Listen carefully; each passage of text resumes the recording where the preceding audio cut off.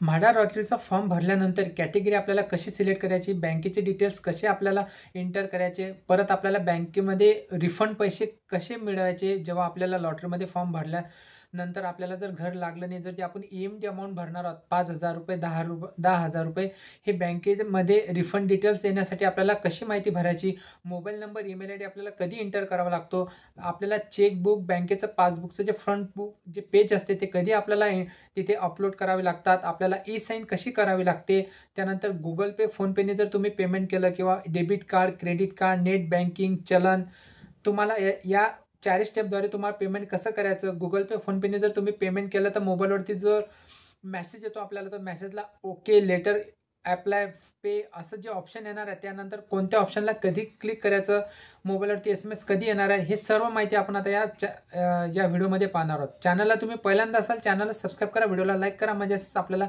सिडको म्हाडा लॉटरीचे जे latest notification आहे ते तुमच्यापर्यंत येत जाणार. तर चला आपण आता व्हिडिओला सुरुवात करू. म्हाडा लॉटरीमध्ये जे आपण फॉर्म भरलेला आहे त्या फॉर्मचं पेमेंट कसं करायचं स्टेप बाय स्टेप आपण आता पाहणार आहोत. व्हिडिओला स्किप करू नका, व्हिडिओ पूर्ण कव्हर केलेला आहे, पेमेंटचं ऑप्शन पण आपण कव्हर केलेलं आहे, तर व्हिडिओ लास्टपर्यंत पहा. तर चला आपण त्या व्हिडिओला सुरुवात करू. या म्हाडा लॉटरीमध्ये जुलै 2025मध्ये आपण रजिस्ट्रेशन कसं करायचं त्याचा आपण ऑलरेडी व्हिडिओ बनवलेला आहे, त्याची लिंक व्हिडिओच्या या डिस्क्रिप्शन बॉक्समध्ये मी देणार आहे, तिथे क्लिक करून तुम्ही ते बघू शकता. आता आपल्याला आपली ही प्रोफाईल ओपन झालेली आहे, आपण लॉग इन केलेलं आहे. लॉग इन केल्यानंतर आपल्याला हे सर्व माहिती आपली इथे ओपन झालेली आहे, जे आपण पूर्ण फिलअप केलेली आहेत. त्यानंतर आपल्याला प्रोसेसचं ऑप्शन आलेलं आहे, 3 डॉटला क्लिक केलेलं आहे. आपण आता आपल्या या ऑप्शनला क्लिक करणार आहोत.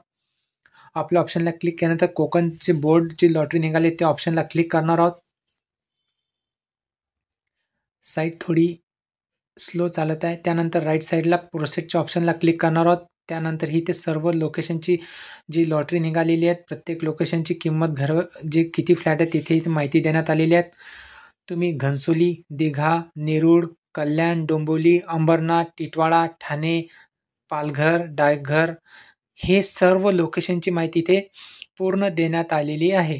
तुम्हाला ज्या लोकेशनला फॉर्म भरायचा आहे त्या लोकेशनला तुम्ही क्लिक करा. इथे स्क्वेअर फूटचा एरिया आणि घराची रक्कम आणि हे एक्झॅक्ट कोणत्या लोकेशनला घर आहे त्या लोकेशनचा ॲड्रेस पण इथे देण्यात आलेला आहे. पूर्ण माहिती इथे झालेली आहे. त्यानंतर आपण एका ऑप्शनला इथे क्लिक करू. क्लिक केल्यानंतर थोडी साईट बफिंग होणार आहेत. इथे या प्रोजेक्टची पूर्ण माहिती देण्यात आलेली आहे. कार्पेट एरिया, परत किती घरं उपलब्ध आहेत, कॅटेगरी वाईज, EMD अमाऊंट, हे सर्व माहिती तिथे आलेली आहे. त्यानंतर तुम्ही फॉर्म भरताना जी कॅटेगरी सिलेक्ट केलेली आहे ती कॅटेगरी इथे आलेली आहेत. त्यानंतर तुम्ही इथे घर असेल, तुमच्या फॅमिलीमध्ये घर असेल, भूखंड वगैरे असेल, यस असेल तर यस करा, नसेल तर नो करा. त्यानंतर आता तुम्हाला इथे रिफंडची जे बँकेची डिटेल्स आहे ते तुम्हाला इथे एंटर करायचे आहेत. ज्यांच्या नावाने फॉर्म भरलेला आहे त्यांच्याच नावाची रिफंड डिटेल्स इथे तुम्हाला एंटर करायची आहे. XYZ नावाने जर तुम्ही फॉर्म भरला असेल तर त्यांच्याच बँकेच्या अकाउंटचे डिटेल्स इथे टाका. त्यांचं नाव, त्यांचा बँकेचा अकाउंट नंबर, परत एंटर बँकेचा अकाउंट नंबर, परत त्या बँकेचा IFSC कोड, परत ती जी बँक आहे ती बँकचं नाव आणि ब्रँचचं नाव. जसं तुम्ही IFSC कोड एंटर करणार तसंच तुम्ही IFSC कोड एंटर केल्यानंतर जिथं तुमची जी बँक आहे त्या बँकेचं नाव खाली येणार आहे. अकाउंट ज्याच्या नावावरती आहे फ्रंटला त्यांचं पूर्ण नाव तिथे लिहायचं आहे. त्यानंतर बँकेची डिटेल्स ही तुम्हाला तिथे एंटर करायची आहे. जर तुम्ही त्याच्यामध्ये एक पण अल्फाबेट या एक अकाउंट नंबर पण जर तुम्ही तिथे चुकीचा टाकला तर ते तुम्हाला तिथे रेडमध्ये ऑप्शन येणार आहेत खाली, जसं आता हे आलेलं होतं. त्यानंतर तुम्हाला जे ब्ल्यू कलरमध्ये दिसत आहे तिथे तुम्हाला क्लिक करायचं आहे.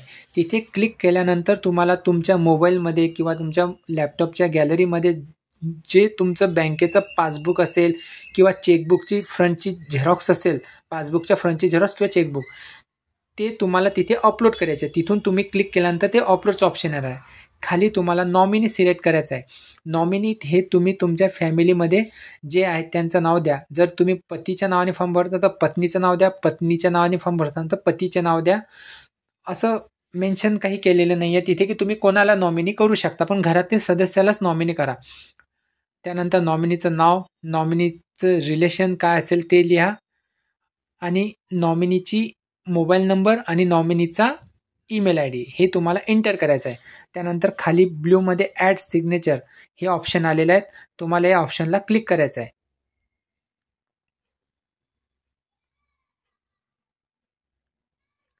बघा खाली हे ऑप्शन आलेले आहेत. त्यानंतर तुम्हाला खाली ॲड सिग्नेचरचं ऑप्शन आलेलं आहेत. ॲड सिग्नेचरच्या ऑप्शनला आल्यानंतर तुम्ही तिथे ई साईन करा. ई साईन केल्यानंतर तुम्ही सबमिटच्या ऑप्शनला क्लिक करा.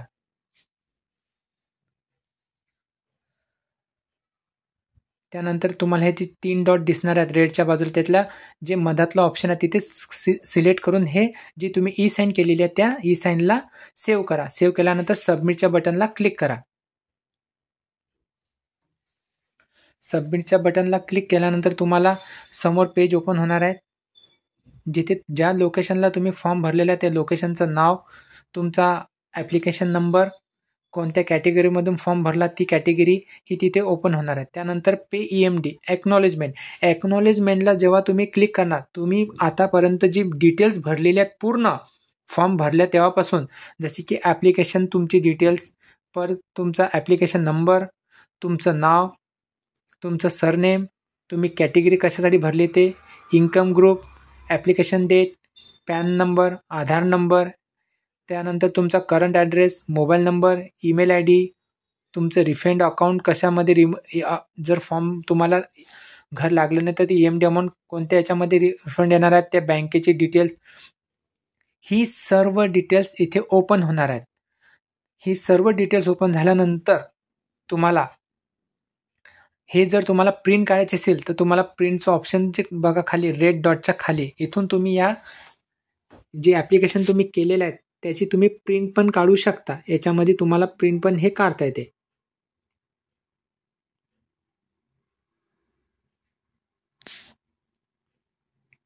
आणि खाली टर्म्स अँड कंडिशन देण्यात आलेले आहे. हे टर्म्स अँड कंडिशन तुम्ही वाचू शकता आणि रेड डॉटला क्लिक करू शकता. या रेड डॉटला क्लिक केल्यानंतर तुम्हाला जे EMDचं ऑप्शन दिसणार आहे त्यावरती पे EMD इथे तुम्हाला क्लिक करायचं आहे. या ऑप्शनला तुम्ही क्लिक केलं की तुम्हाला पेमेंटचं ऑप्शन येणार आहे.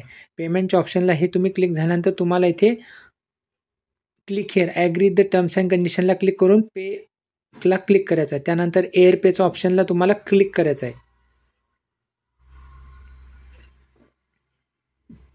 साईट थोडी स्लो चालत आहे त्यामुळे वेळ लागत आहे. इथे क्लिक केल्यानंतर तुम्हाला हे डायरेक्ट पेमेंटचं ऑप्शन येणार आहे. पेमेंट तुम्ही UPI ID ने करू शकता, जसे की गुगल पे, फोनपे, पेटीएम, व्हॉट्सअप पे, मोबाईल क्विक, भीम UPI. त्यानंतर डेबिट कार्ड, क्रेडिट कार्ड, तुमच्याकडे ATM कार्ड असेल तर ATM कार्डने सुद्धा पेमेंट करू शकता. तुमची नेट बँकिंग असेल तर नेट बँकिंगने सुद्धा पेमेंट करू शकता. RTGS, NEFT चलन दोन्ही प्रकारे करू शकता. डेबिट कार्ड, क्रेडिट कार्डची तुम्हाला पूर्ण माहिती एंटर करावं लागेल, जसे की कार्डचा नंबर, कार्डचं ज्याच्या नावावरती नाव आहे ते नाव, परत एक्सपायरी डेट, CVV नंबर, जे ATM कार्डच्या डिटेल्स असते ती. UPI ID ने जर तुम्हाला पेमेंट करायचं असेल जसे गुगल पे, फोनपे, तर तुम्हाला गुगल पेला क्लिक केल्यानंतर तुम्हाला खाली पे विथ UPI ID इथे तुम्हाला UPI ID टाकावं लागेल. गुगल पेचं जे ॲप्लिकेशन आहे त्या ॲप्लिकेशनवरती जे आपली प्रोफाईल आहे त्या प्रोफाईलला क्लिक केल्यानंतर खालीच तुमचं जे UPI ID आहे आणि UPI ID हे त्याच्यानंतर 4 ऑप्शन असतात UPI हँडल, जसे की ICICI, SBI, असे जे ऑप्शन आहेत ते तुम्हाला 4 ऑप्शनपैकी जे तुमच्या गुगल पेला जे ऑप्शन असेल, जे बँक तुम्ही ॲड केलेली असेल त्या बँकेची UPI ID तुम्हाला इथे एंटर करायची आहे. जिथे तुम्ही गुगल पेला जाणार तिथेच तुम्हाला या बँकेचे हँडल नेम पण तुम्हाला त्याच्या खाली म्हणजे साईडलाच येते. त्यानंतर तुम्हाला खाली जे मेक अ पेमेंट आहे त्याच्या खाली वरती जो बॉक्स आहे त्या बॉक्सला तुम्हाला क्लिक करायचं आहे.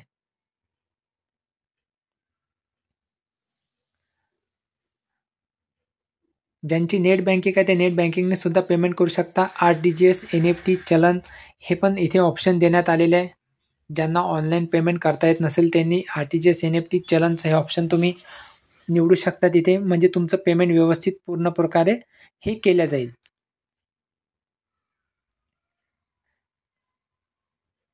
जशी मी तुम्हाला माहिती दिली तशा स्टेपने तुम्ही पुढे जा, म्हणजे तुम्हाला कोणत्याही प्रकारची जी अडचण येतात ती अडचण येणार नाही.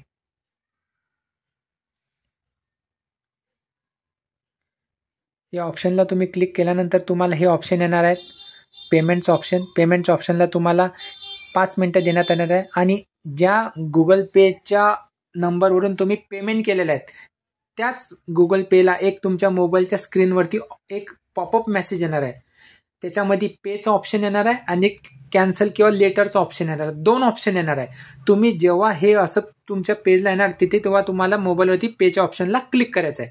त्यानंतर तुमचं पेमेंट पूर्ण होणार. फॉर्म भरताना जर तुमच्या मनामध्ये पेमेंट करताना जर तुमच्या मनामध्ये जर काही प्रश्न निर्माण झाले असतील तर तुम्ही कमेंट करा, आपण त्याला हमखास उत्तर देऊ. तर असाच एक नवीन हेल्पफुल व्हिडिओ घेऊन येऊ. तोपर्यंत विश्रांती घेतो. धन्यवाद.